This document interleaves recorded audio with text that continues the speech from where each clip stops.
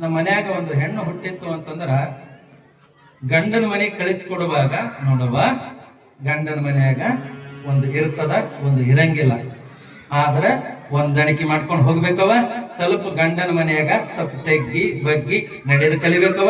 ಇವೆಲ್ಲ ನಿಮ್ ಮಗಳಿಗೆ ಕಲಿಸ್ಬೇಕಂತ. ಗಂಡನ ಮನೆಗೆ ಕಳಿಸುವಾಗ ಒಂದ್ ತಿಳ್ಕೊಬೇಕು, ನಮ್ಮ ಮಗಳನ್ನ ಮದುವೆ ಮಾಡಿ ಗಂಡನ ಮನೆಗೆ ಕಳಿಸಿವಿ, ಸರಿಯಾಗಿ ಮಾತಾಡಕ್ ಬರವಲ್ದು, ಸರಿಯಾಗಿ ಅಡಿಗೆ ಮಾಡಕ್ ಬರವಲ್ದು, ಸರಿಯಾಗಿ ಕಸ ಮಸರಿ ಮಾಡಕ್ ಬರವಲ್ದು, ಸರಿಯಾಗಿ ಮನ್ಯಾಗ ಇರಾಕ್ ಬರವಲ್ದು ಅಂದ್ರೆ ಯಾರಿಗೆ ಮಂಗಳಾತ್ ಮಾಡ್ತಾರೆ? ಯಾರಿಗೆ ಮಾಡ್ತಾರೆ ಮಂಗಳಾತ್ರಿ? ತಂದೆ ತಾಯಿ. ತಂದೆ ತಾಯಿ 18-19 ವರ್ಷ ಬೆಳೆಸಿ ಕೂಲಿ ನಾಲಿ ಮಾಡಿ ದುಡ್ಡು ಕೂಡಿಸಿಟ್ಟು ಸಾಲ ಮಾಡಿ ಮದುವೆ ಮಾಡಿ ಗಂಡನ ಮನೆಗೆ ಕಳಿಸಿದ ಮೇಲೆ ಸಮೇತ ಬಯಸ್ಕೋಬೇಕಂತಂದ್ರ ಹೆಂಗ?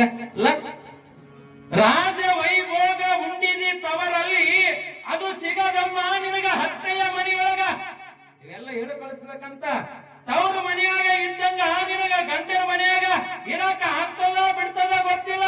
ಒಂದು ಹೊತ್ತಿಗೆ ನೀಡಿದರೇನು ನೀಡದಿದ್ದರೇನು ಹೊಂದಾಣಿಕೆ ಮಾಡಿಕೊಂಡು ಹೋಗ್ಬೇಕವ. ತಲೆ ತುಂಬ ಸರಿಗಿರ್ಬೇಕವ, ಹಣೆ ತುಂಬ ಬಸ್ಮ ಇರಬೇಕು, ಕುಂಕುಮ ಇರಬೇಕ, ತಲೆ ಎತ್ತು ತಿರುಗಬೇಡ, ಕರಿ ಸೀರಿ ಉಡಬೇಡ, ಕಡಿಬೇಡ ಬಿಡಬೇಡ, ನಡು ಹೋಣೆಗ ನಿಂತು ನಗಬೇಡ ಅಂತ ಹೇಳಿ ಕಳಿಸ್ಬೇಕಂತ. ಒಳ್ಳೇದ್ ಹೇಳಿ ಕಳಿಸ್ಬೇಕಂತ.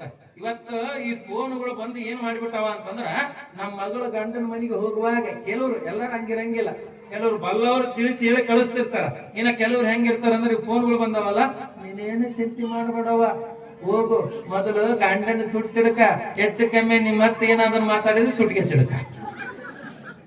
ಹಿಂಗ ಇದು ಅಲ್ಲ ನಮ್ಮ ಸಂಸ್ಕೃತಿ.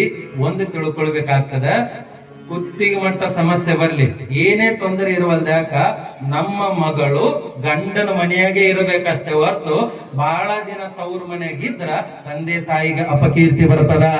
ಅವನು ದುಡಿಯುವಂತವನೇ ಇರ್ಲಿ, ಅವನು ದುಡಿಲಾರದಂತವನೇ ಇರ್ಲಿ, ಅವನು ಎಂಥವನೇ ಇರುವಲ್ಯಾಕ ತಾಳಿ ಕಟ್ಟಿದ ಬಳಿಕ ಸಾಕ್ಷಾತ್ ಭಗವಂತ ಅಂತ ತಿಳ್ಕೊಂಡು ಬಾಳೆ ಮಾಡ್ಬೇಕಂತ ಅಲ್ಲ, ಭಗವಂತ ಅಂತ ತಿಳ್ಕೊಂಡು ಬಾಳೆ ಮಾಡ್ಬೇಕಂತ ಹಿಂಗೆ ಬುದ್ಧಿ ಮಾತು ಹೇಳಿದರು ಮಗಳಿಗೆ ಶಂಕರಯ್ಯ ಸ್ವಾಮಿ. ಗುಣವಂತಿಯಾಗಿ ಬಾಳಿ ಸತ್ಕೀರ್ತಿ ಪಡೆಯರಮ್ಮ.